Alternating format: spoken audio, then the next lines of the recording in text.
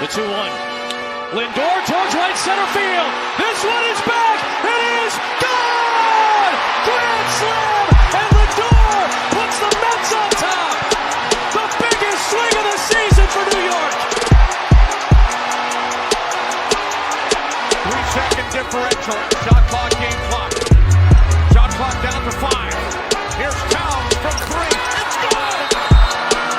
Karl Anthony Towns with the dagger. 3-point field goal. Knicks regain their composure. Towns, deep 3-ball with the twist.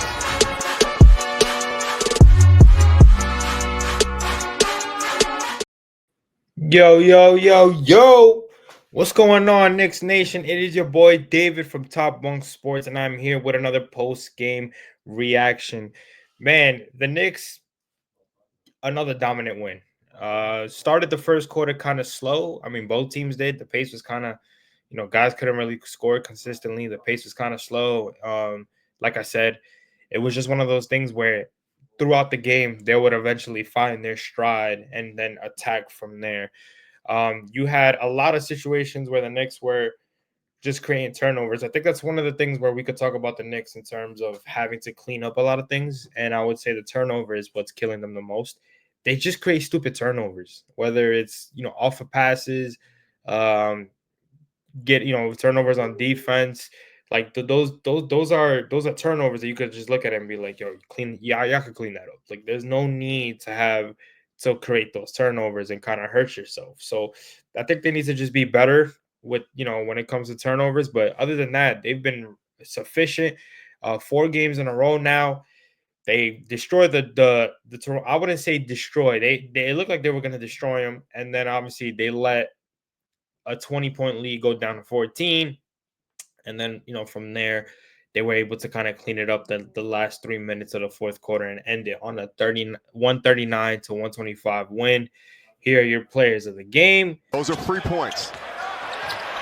Towns with the authoritative finish. The big Mitchell Robinson, Bernard King, and Johnny Newman. Anunoby, shot is good. He's 11 for 11. So OG Anunoby and Karl Anthony Towns both scoring 31 points tonight. And what can I say, man? It's one of those situations where now you kind of look at it from a standpoint of having to be able to trust in not only Jalen Brunson. You saw Jalen Brunson only scored 12 points tonight. Really couldn't get nothing going. He was very cold today, but his facilitating was what was key tonight, where being able to go ahead and kind of move the ball, get the ball flowing to everybody else. He knew, listen, it starts with me, but if I don't have it tonight, I got to make sure my other guys are in spots to score and create off the dribble, being able to set them up to where, they could get their shots off. And that's what you saw tonight. That's what you saw. And it also was a big game from like Karl Anthony Towns, nothing crazy. I kind of expected. OG Anunoby took over on both sides of the fence, both sides of the ball, and was able to just get himself going. You saw it. You saw it firsthand. You saw the fact that he was able to just limit his defenders to multiple shots. He was able. Stat came out that he has limited his defenders to 38 points. That's insane to me. That is insane. That's historic. Like that just shows you how good of a defender he is. He's the Kawhi of the New York Knicks. It's crazy. It's honestly crazy. What's also crazy to me is that how he's just able to just get going at any moment. I mean, his 3-point shot is effortless. The way he's able to drive in, post up, fade away, even try to just get to the rim regularly, like it's effortless. Everything about OG Anunoby is effortless. And I think everybody talks about his defense. I think his offense is what's also what brings his presence to this team. Just being able to score the basket score the ball whenever he wants. Like it's not, to me, is that's impressive.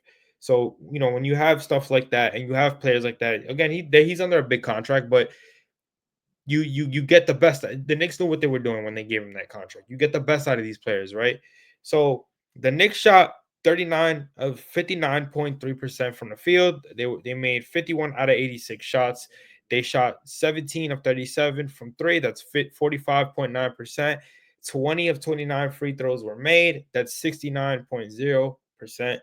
They had 35 total rebounds as a team, 34 assists as a team, 9 steals as a team, and 1 block as a team. So again, guys are doing it. Guys, every single the spacing is what I talk about. The spacing is crazy, especially with Cat coming back. Guys are able to get touches on the ball. Guys are able to move without the ball. You know what I'm saying? Like everybody's playing for each other, and I think that's the key thing out of everything else.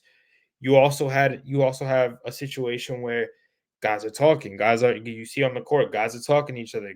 Know where to go. You know what I'm saying? And sometimes that creates an issue for another team where guys are talking, you don't know where to go. That messes up your whole defensive scheme. You know what I'm saying? Your whole defensive scheme could be stopping Jalen Brunson, but then you got to worry about a Josh Hart facilitating the ball. Then you got to worry about a Karl Anthony Towns going off.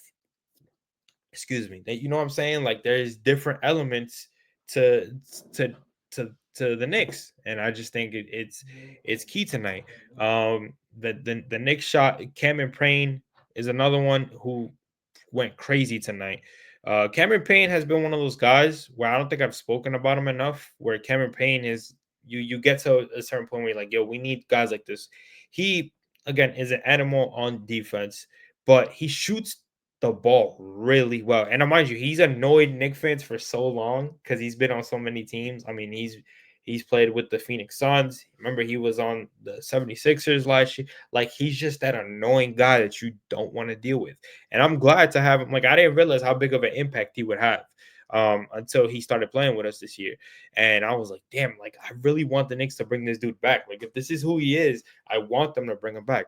I think he's a key guy in our rotation. I think he's very useful. He sparks the bench. Like, he shows the attitude. He shows that everything goes well. He had 19 points today. He shot 7 of 10 from the field, made 4 of 7 3-pointers. Like, he was just lights out tonight. He really was. I gotta give him credit for that. I gotta give him credit. This is something that the Knicks have. Remember, you talk about losing certain guys like Emmanuel Quickly coming off the bench. You lose Dante DiVincenzo, who wasn't a bench player, mind you. He was starting, right? But when you look at the circumstances of Dante DiVincenzo, there was a good chance because Mikal Bridges is here that he would have had to came off the bench, right? So you lose that, and then Cameron Payne kind of fills that shooting aspect that you're missing. Not to the extreme that Dante, was shooting the ball last year, but he feels a little bit of that, and he feels the defensive ruggedness that he gives to the Knicks, and just the attitude, just the emotion. You know what I'm saying? Like that to me, I think is key. You have Precious Achiuwa, who Precious Achiuwa, you feel his presence. His score sheet may not be as big as people want it to be or people think that it should be, but getting key blocks, setting key picks, you know what I'm saying? Getting to different spots down low, getting certain defensive and offensive rebounds, spreading the floor. I think he's key, man. And this is something that I think Mitchell Robinson should have been doing as a center. Mitchell Robinson, again, is known for dunks, rebounds, blocks. You know what I'm saying? That's all he's known for. He doesn't have a post game. At least Precious Achiuwa has somewhat of a post game that we can trust. He's no Mitchell Robinson in terms of the keys that I mentioned when it comes to Mitch, but he has something that Mitch is lacking. And I think people forget that. I think that's something that people don't really realize. So, going into this game, you were on a 3-game win streak. Yeah, obviously everything is flowing. The only negative that I would take from this is, clean up the rebounds and let's stop getting into foul trouble so many times. That's the only thing that I would say. That's literally the only thing that I would say. But in terms of that, the Knicks are fine. The Knicks are on a 4-game win streak. They come, if I am not mistaken, today is the 23rd. If I'm not mistaken, I think their next game is against matter of fact, their next game is on Christmas Day. So Christmas Day, we play the San Antonio Spurs. We got Wemby and Chris Paul coming to the Garden. I'm looking to be there. I'm still having issues with the tickets, but I'm debating whether I should go or not. I've gone for 4 straight years, trying to make it my 5th. So we'll see if I keep the tradition going. But yes, the Knicks play the San Antonio Spurs at home on Christmas Day. The Knicks pick up the 139-125 win against the Toronto Raptors. That is the end of your Knicks post game from Top Bunk Sports. I am David, and I will see you on the next video. Peace out.